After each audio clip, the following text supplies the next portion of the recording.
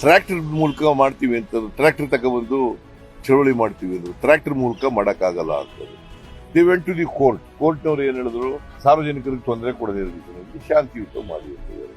ಇವರು ಶಾಂತಿಯುತವಾಗಿ ಮಾಡೋದ್ರ ಬದಲು ಇವರು ಕಾನೂನನ್ನ ಕೈ ತಗೊಳ್ಳಿಕ್ಕೆ ಪ್ರಾರಂಭ ಮಾಡಿದ್ರು. ನಾನು 3 ಜನ ಮಿನಿಸ್ಟರ್ಗಳನ್ನ ಕಳಿಸ್ಕೊಟ್ಟೆ. ನಾವು ಕಾನೂನು ಪ್ರಕಾರ ಹೋಗ್ಬೇಕಲ್ವ ಸರ್ಕಾರ ಅಂತಂದ್ರೆ ಏನು, ಅವ್ರು ಕೇಳೋದಕ್ಕೆ ನಮ್ದೇನ್ ತಕರಾರಿಲ್ಲ, ಚಳವಳಿ ಮಾಡೋದಕ್ಕೆ ತಕರಾರಿಲ್ಲ, ಹೋರಾಟ ಮಾಡೋದಕ್ಕೆ ತಕರಾರಿಲ್ಲ. ಆದ್ರೆ ಎಲ್ಲವೂ ಕೂಡ ಶಾಂತಿಯುತವಾಗಿ ಪ್ರತಿಭಟನೆ ಮಾಡಬೇಕು. ಕಾನೂನನ್ನ ಯಾರು ಕೂಡ ಕೈ ತಗೊಳ್ಳಬಾರದು. ಕಾನೂನು ಕೈ ತಗೊಂಡು ಸಾರ್ವಜನಿಕರಿಗೆ ತೊಂದರೆ ಆದ್ರೆ ಸರ್ಕಾರ ಕಣ್ಮುಚ್ಕೊಂಡು ಕೂತ್ಕೊಳ್ಳಕ್ಕಾಗಲ್ಲ. ಅವ್ರು ಹೇಳ್ತಾರ್ರಿ, ಅವ್ರು ಬೇಕಾದ್ರೆ ನಾನು ಫೋಟೋಗಳು ತೋರಿಸ್ತೀನಿ, ಅವ್ರು ಕಲ್ಲು ಹೊಡೆದಿರೋದು, ನುಗ್ಗೋದು, ರಸ್ತೆ ಮೇಲೆ ಯಾಕೆ ಕೂತ್ಕೊಂಡ್ರು ಬಂದು.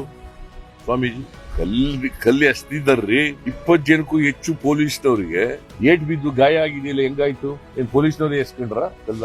ನಾನು ಹೇಳೋದಕ್ಕೆ ಎವಿಡೆನ್ಸ್ ಇದೆ, ಅವ್ರು ಹೇಳೋದಕ್ಕೆ ಏನೂ ಎವಿಡೆನ್ಸ್ ಇಲ್ಲ. ಸಾರ್ವಜನಿಕ ಜನ ತೀರ್ಮಾನ ಮಾಡ್ತಾರೆ. ಜನರಿದಾರಲ್ಲ, ಜನರು ತೀರ್ಮಾನ ಮಾಡ್ತಾರೆ.